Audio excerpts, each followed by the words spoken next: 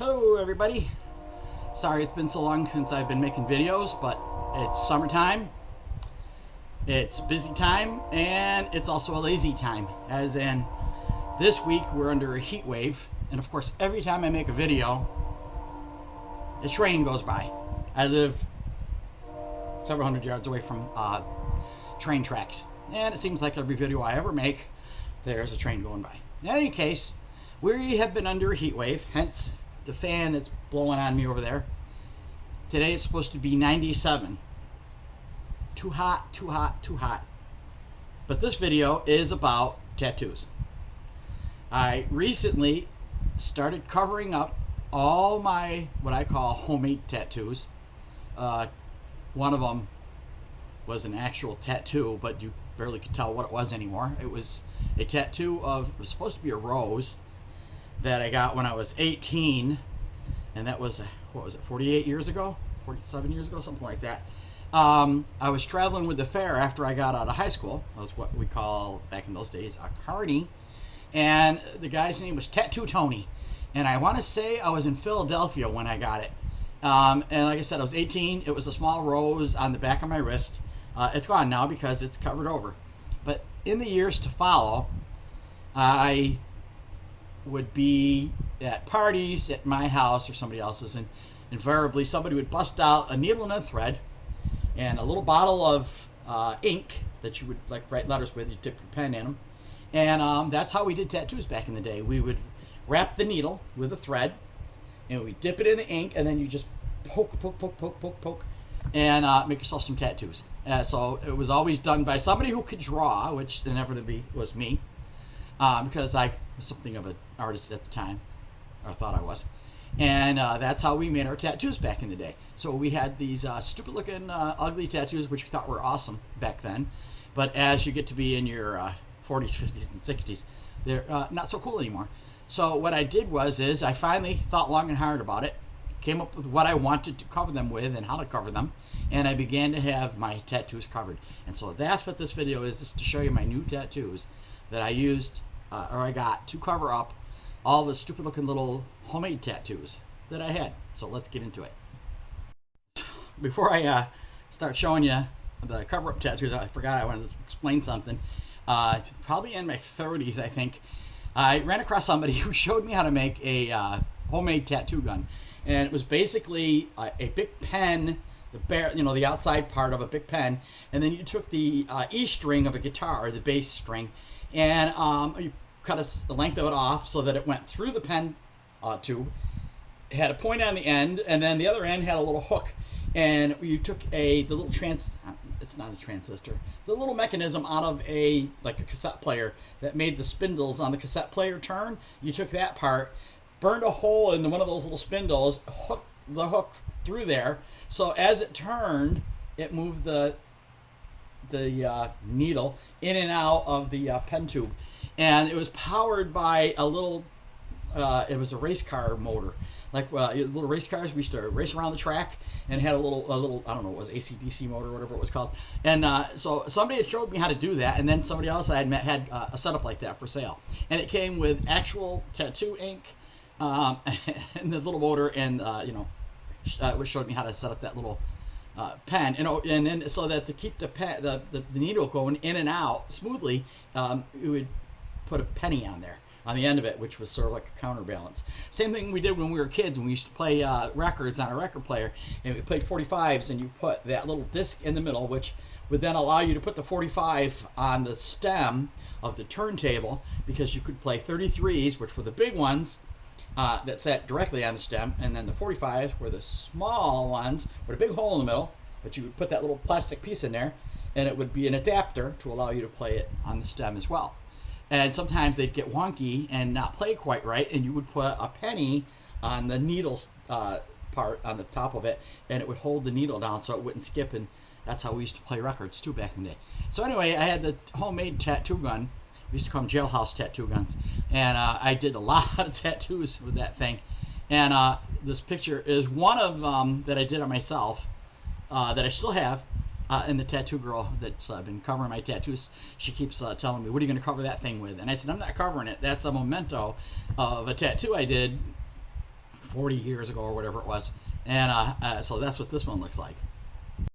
All right, so my left arm, I started out with 1 or 2 tattoos, but then as I got that jailhouse gun, I started practicing.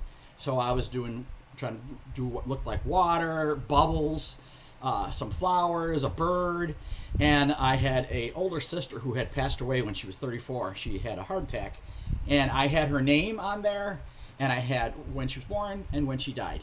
And it was kind of, I thought in my mind, sort of like a homage to her, because she died in California, and her family out there sent her ashes to us, which we had buried in the cemetery plot where a brother of mine had previously been buried. We were allowed to put the ashes at that time. I don't know if you're still allowed to, but we were allowed to put that urn in the spot where his casket was.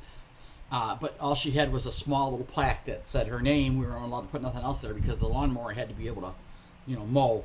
So in my mind, I thought that these flowers and things I was putting on my arm, kind of it was like a little homage to her. Well, and then back in 2008, I was in a car accident. A guy hit me while I was passing him, and I rolled my Jeep 6 times. And during the course of rolling my Jeep, my arm went out the window. I rolled it over under the truck, and it popped my arm open, and I managed to get it and pull it back in, but the damage was done, and amongst a bunch of other injuries, they ended up putting my arm back together, and the surgeon who had sewn my arm together said she was trying to use the tattoo to figure out where everything went when she sewed it back together. She actually said she used the tattoo to figure out how to put my arm back together. So I had these huge scars on my arm, which destroyed my homage. And so I knew I wanted to have that covered up, but I was always worried about what it was going to feel like to get that skin tattooed, because it was, I don't know how to describe it. I want to say sensitive, but not sensitive. And I forget what the doctor told me that was treating me at the time, what he called that scar, but basically everything was removed underneath the skin. So I actually had a pretty good indentation there where I lost, the muscle and tissue and whatever was underneath the skin at that time. There was a spot there that it took 8 months for that hole to close. So anyway, I was always worried about what it would feel like to have that tattooed, and so that's why I was hesitant for a long time to get that tattooed. But and then it came to what I wanted. I took the picture to the girl, and she said, "Okay, let's try it." And we ended up having to adapt the picture I gave her to cover all of my homemade tattoos, and I think she did a really good job. The other tattoo on my right arm was a bunch of old flowers that I had tried to tattoo with a needle and a thread. There was even on my wrist, there was an old Taurus that a friend had tried to do, and it was nothing but a big scar. You couldn't tell what it was, just a blob of sort of blackish color and green maybe, and it was maybe a little bit of red was still there, but it was also indented in like a scar, and so I wanted that covered as well. I had another homemade one up here that I wanted covered, and then I had a spot over here that I didn't have anything covered, but it's a tattoo that I got with my granddaughter. She got the same thing, and she got her tattoo on her ankle. I'll explain more about that in just a bit. So let's get into what do they look like. This is a before picture of some crappy tattoos I had that I wanted to get covered up, and that was showing how old they actually are. And here's another shot, and they're gone forever. You can no longer see them anymore. This was a picture that I had picked out that I wanted to cover it with. And here's a shot my granddaughter took of me getting the tattoo. The large rose represents my son, and then there are 8 rosebuds around it, which represent my 8 grandchildren.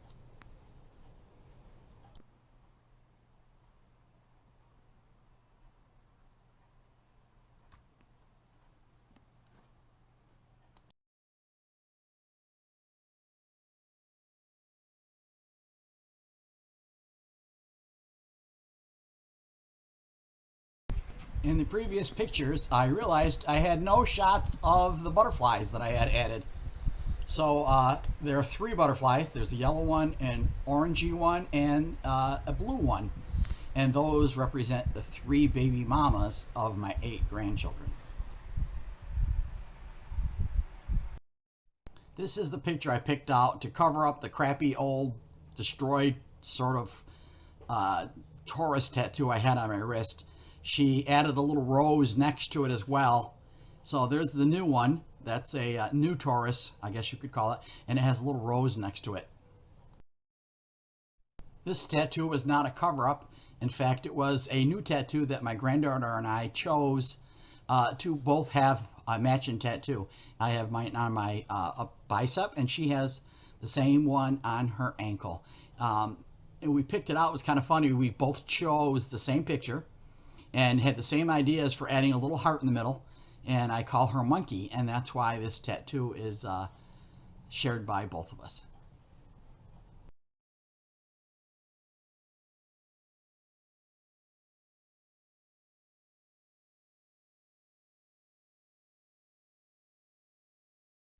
This is my scarred up, messed up, tattooed arm that got ran over in my car accident that I chose this picture to have put on it to cover up all my scars and old stupid tattoos.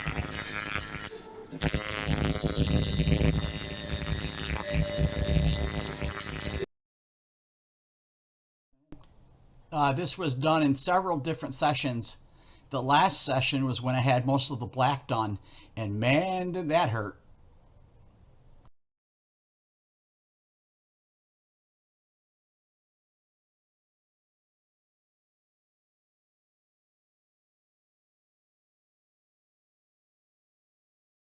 And lastly, on my upper bicep, I had an old comedy and tragedy type scummy tattoo I had done and replaced it with this.